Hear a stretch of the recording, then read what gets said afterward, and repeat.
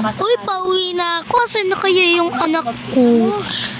Magtitendo na nga ako. Alisin ko muna nga itong maleta ko. Anak? Anak, buksan mo to. Nanggigigil ako sa child. Nakauwi na si nanay mo. Nandiyan na si nanay. May pasalubong siya. Nay, wait lang po. Nay, may pasalubong ka po ba sa akin? Wala kasi akong pasalubong sa'yo. Sorry. Bawi na lang ako next time pag nakapunta ulit ako sa China. Ay ba yan? Pumasok na nga. Ako nangangatag talaga. Binigila ko talaga. Anak, sandali.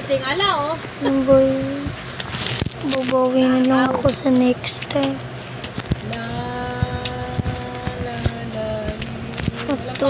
Matulog na. Mayroon pa ako rin. Nagtawa ko sabihin, alam ko yan, mga daanan kong ang semana. Sa bahay mo, ilang araw? Ilan? Sige, bilangin mo. Bilangin mo, ilan? 5. Ilang araw? Ilan? O, tinutubing niya. Para muna na. Kung muna ba sa natin. Tsaka na ako. Tingnan ka, naka-prepare na. Bibigyan ka nila. Inuwi sa Cavite, iuwi naman dito yung mga load bag sa 17. Doon niya gagawin sa Cavite. Siya gagawa na. Sana masaya anak ko.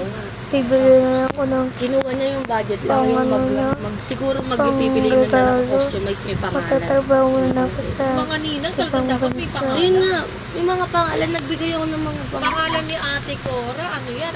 Oo, nilagay ko na. Papunta na sige na. Oo, iba niya. Tapos tawag dito. Tapos ito si Chris. Ano ba ang ano nito? Para alam nila, tapos invitasyon. Si boss ba, meron din lang ako para alam nila. Oo. Wala pa, hindi pa nakakaya nga. Kasi po, ginyagat siya ka ano to. Kaya tinanong ni Ate Cora. Mag-isang taon ka. Sabi ko, binyagat birthday mo. Siguro dalawa ibibigay dito. Pera, tsaka ano. Sana. Pera yan, tsaka agamit sa bata yan.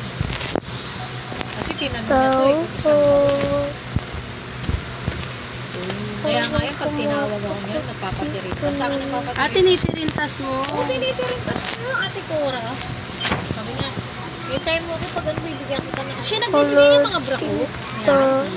Tapos panty si Ate Diva, yung mabubuti pang panty ha. Masisim sa akin, pero nabigla sa akin. Siguro nagulat. Ay, sorry ate. Nabangka ko sa ate. Alam mo, wala akong proof. Comment part 2, mababalita na sa TV Patrol.